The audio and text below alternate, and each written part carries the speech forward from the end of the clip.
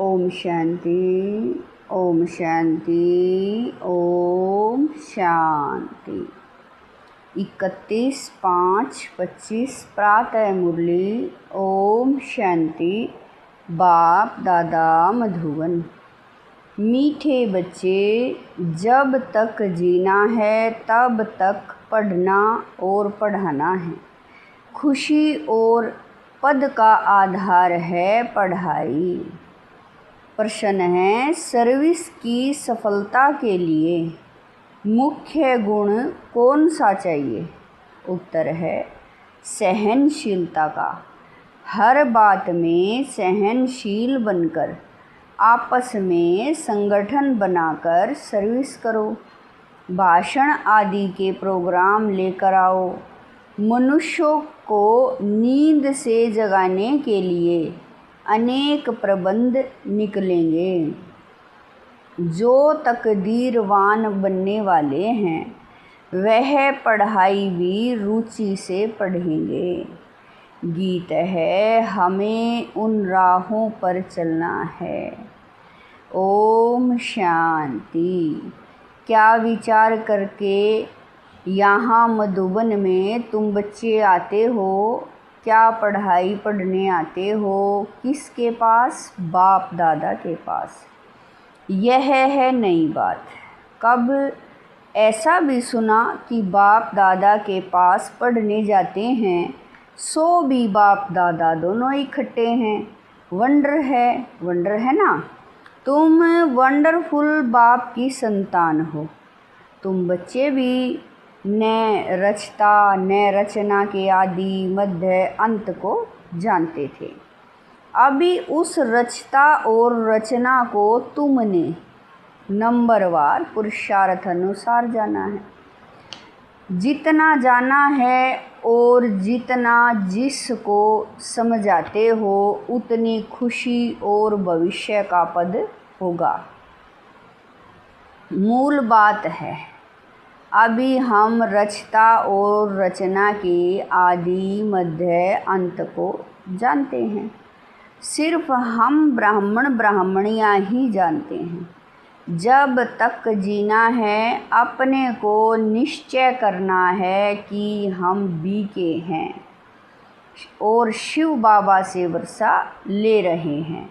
सारे विश्व का पूरी रीति पढ़ते हैं व कम पढ़ते हैं, वह बात अलग है।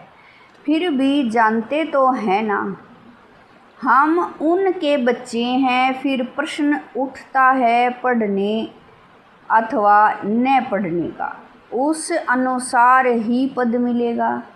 गोद में आया निश्चय तो होगा हम राजाई के हकदार बने। फिर पढ़ाई में भी रात दिन का फ़र्क पड़ जाता है। कोई तो अच्छी रीति पढ़ते और पढ़ाते हैं और कुछ सूझता ही नहीं है। बस पढ़ना और पढ़ाना है, यह अंत तक चलना है। स्टूडेंट लाइफ में कोई अंत तक पढ़ाई नहीं चलती। समय होता है तुमको तो जब तक जीना है।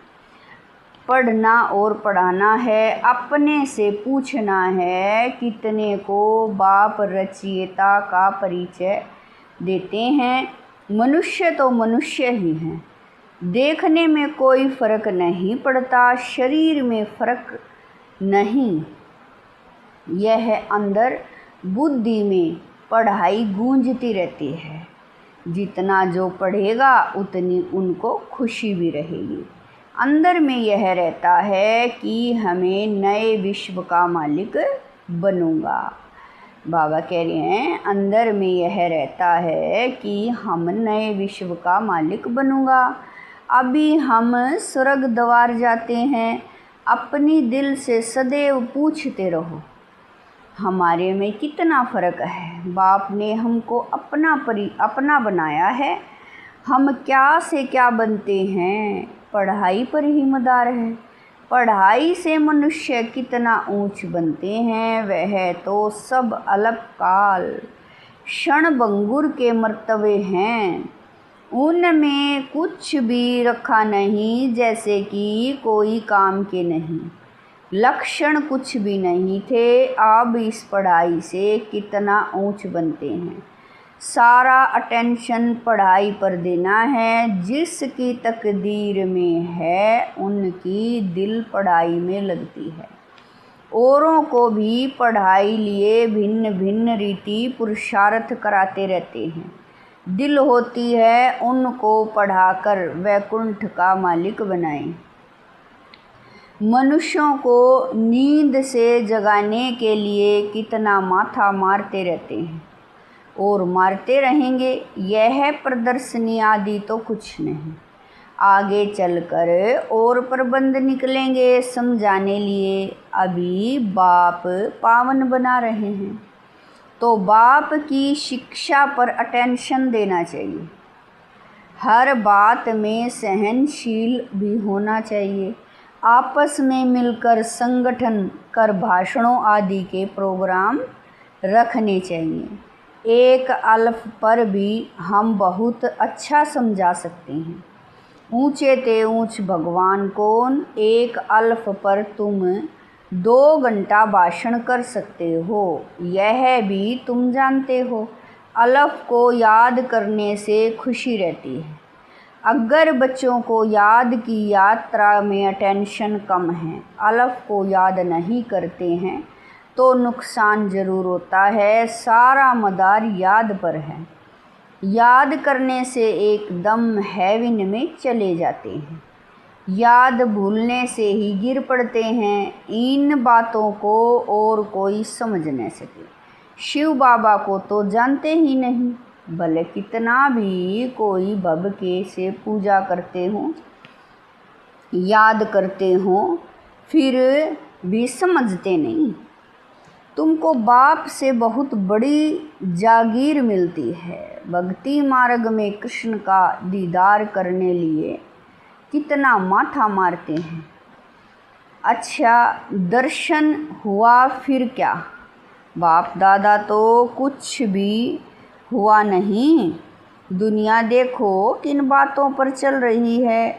तुम जैसे कि गन्ने का रस शुगर पीते हो, बाकी सब मनुष्य छिलका चूसते हैं। तुम अभी शुगर पीकर पूरा पेट भर आधा कल्प सुख पाते हो, बाकी सब भक्ति मार्ग के छिलके चूसते नीचे उतरते आते हैं। अब बाप कितना प्यार से पुरुषार्थ कराते हैं, परंतु तकदीर में नहीं है तो अटेंशन नहीं देते। न खुद अटेंशन देते हैं, न औरों को देने देते हैं, न खुद अमृत पीते हैं, न पीने देते हैं।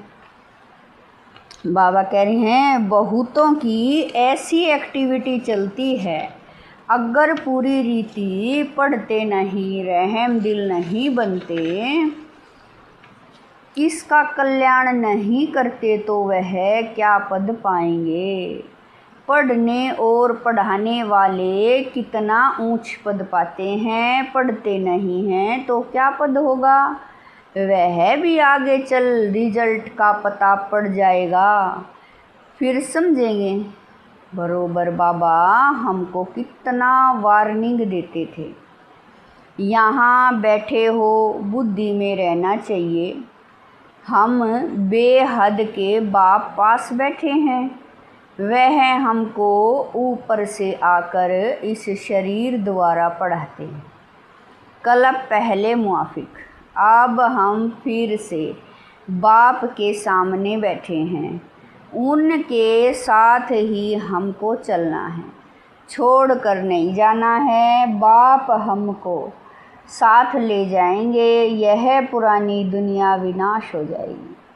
यह बातें और कोई नहीं जानते, आगे चलकर जानेंगे।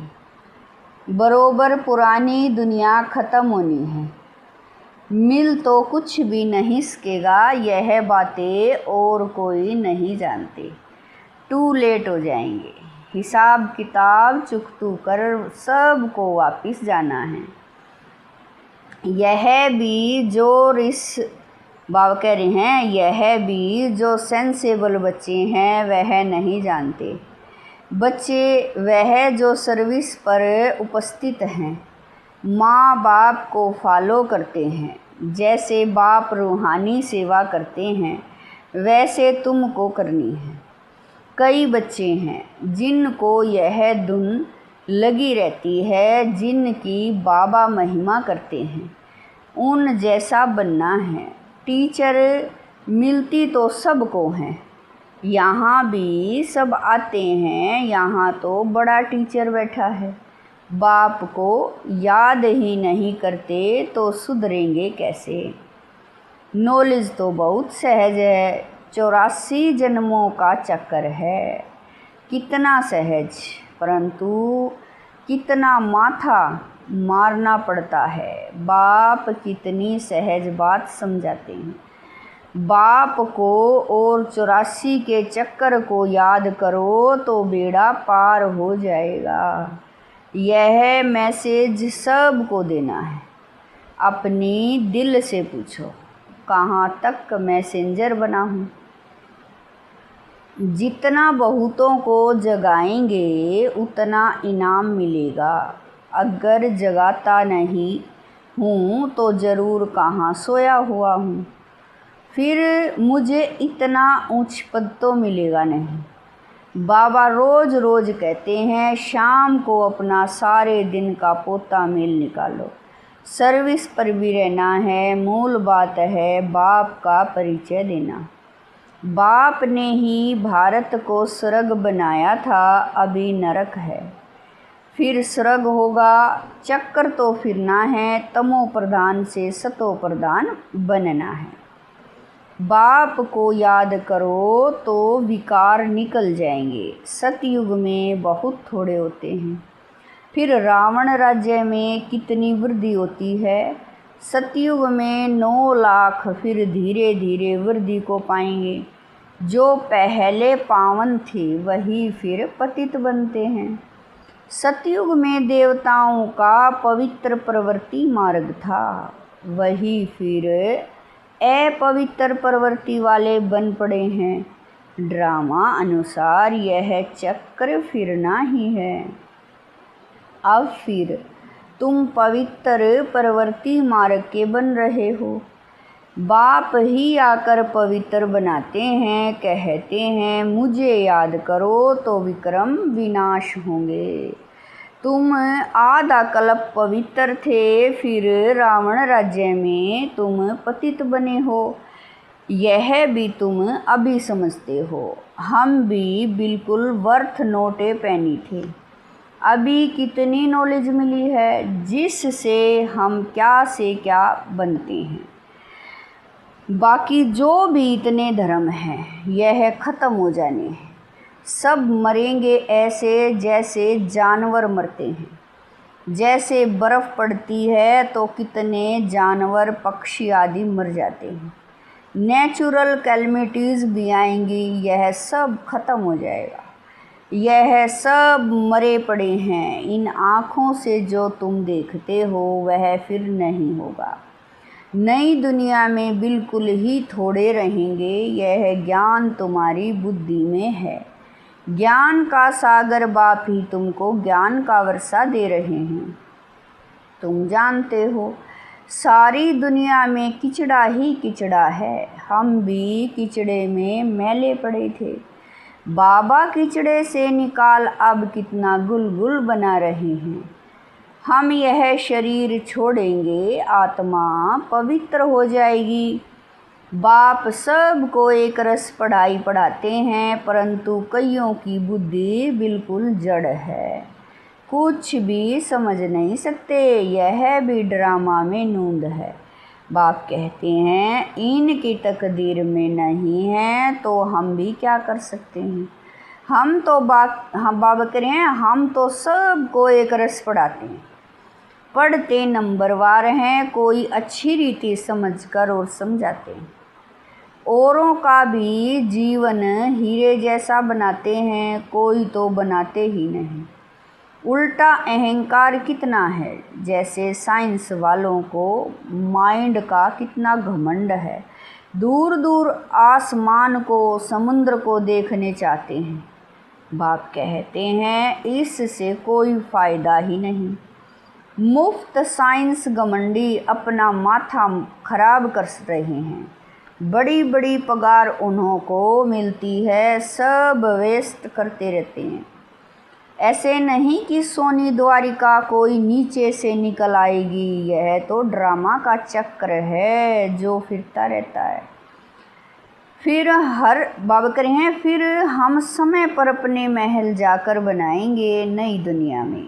कोई आश्चर्य खाते हैं, क्या ऐसे ही मकान फिर बनेंगे? जरूर बाप दिखाते हैं, तुम फिर ऐसे सोने के महल बनाएंगे। वहाँ तो सोना बहुत रहता है, अभी तक भी कोई कोई तरफ सोने की पहाड़ियाँ बहुत हैं, परंतु सोना निकल नहीं सकता है। बाबा कह रहे हैं परंतु सोना निकल नहीं सकते हैं। नई दुनिया में तो सोने की अथाह खानियाँ थी, वह ख़त्म हो गई। अभी हीरे का दाम भी देखो कितना है, आज इतना दाम कल पत्थरों में सल हो जाएगा। बाप तुम बच्चों को बड़ी वंडरफुल बातें सुनाते हैं और साक्षात्कार भी कराते हैं। तुम बच्चों को अब बुद्धि में यही रहना है।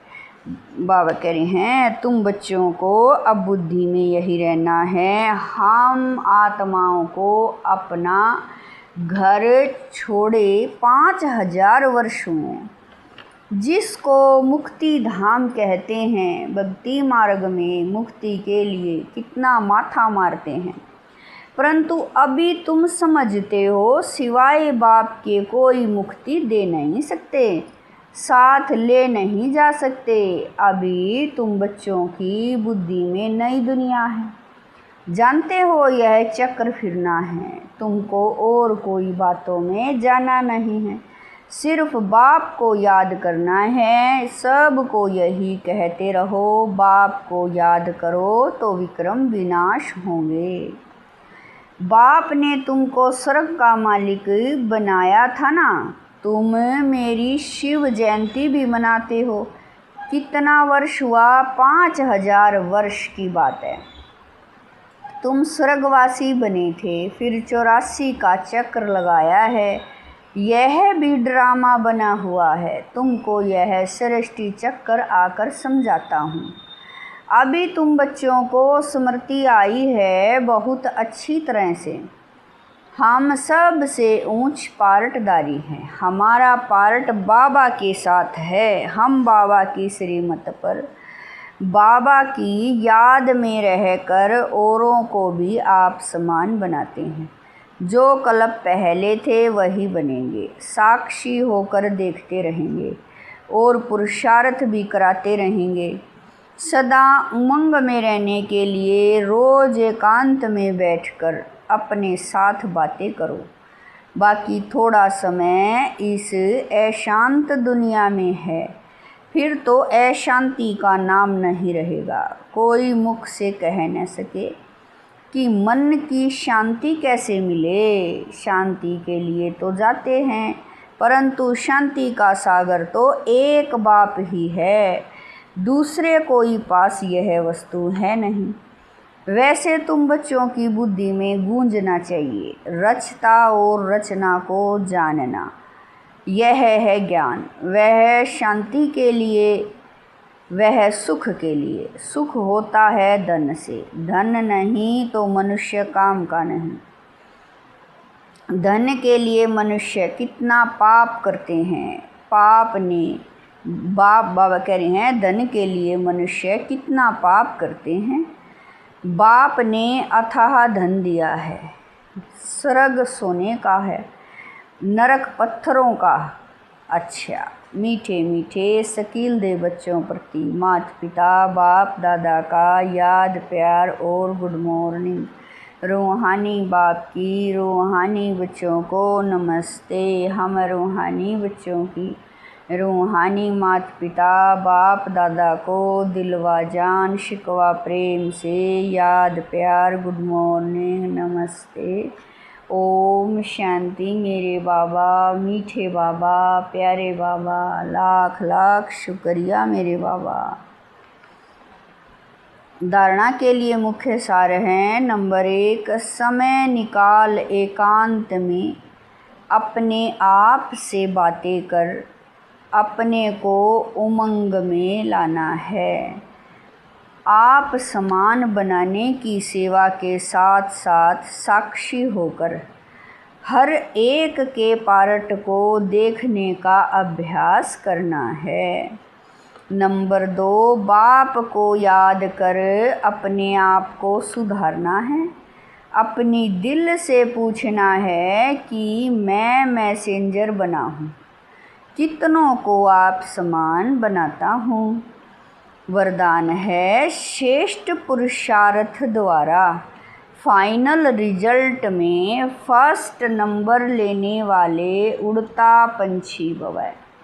वरदान है, श्रेष्ठ पुरुषार्थ द्वारा फाइनल रिजल्ट में फर्स्ट नंबर लेने वाले उड़ता पंछी भव। फाइनल रिजल्ट में फर्स्ट नंबर लेने के लिए नंबर 1, दिल के अविनाशी वैराग्य द्वारा बीती हुई बातों को संस्कार रूपी बीज को जला दो। नंबर 2, अमृत वेले से रात तक ईश्वरीय नियमों और मर्यादाओं का सदा पालन करने का व्रत लो। और नंबर 3, मनसा द्वारा, वाणी द्वारा या संबंध संपर्क द्वारा निरंतर महादानी बन, पुण्य आत्मा बन, दान पुण्य करते रहो। जब ऐसा श्रेष्ठ हाई जंप देने वाला पुरुषार्थ हो तब उड़ता पंछी बन फाइनल रिजल्ट में नंबर 1 बन सकेंगे। स्लोगन है, वृत्ति द्वारा वायुमंडल और पावरफुल बनाना, यही लास्ट का पुरुषार्थ व सर्विस है। स्लोगन है, वृत्ति द्वारा वायुमंडल को पावरफुल बनाना, यही लास्ट का पुरुषार्थ व सर्विस है। अव्यक्त इशारे रूहानी रॉयल्टी और प्योरिटी की पर्सनैलिटी धारण करो। विशेष आत्माओं का व महान आत्माओं को देश की व विश्व की पर्सनैलिटीज़ कहते हैं। पवित्रता की पर्सनैलिटी अर्थात हर कर्म में महानता और विशेषता। रूहानी पर्सनैलिटी वाली आत्माएं अपनी एनर्जी, समय, संकल्प वेस्ट नहीं गवाते, सफल करते हैं। ऐसी पर्सनैलिटी वाले कभी भी छोटी छोटी बातों में अपने मन बुद्धि को बिजी नहीं रखते हैं। ओम शांति।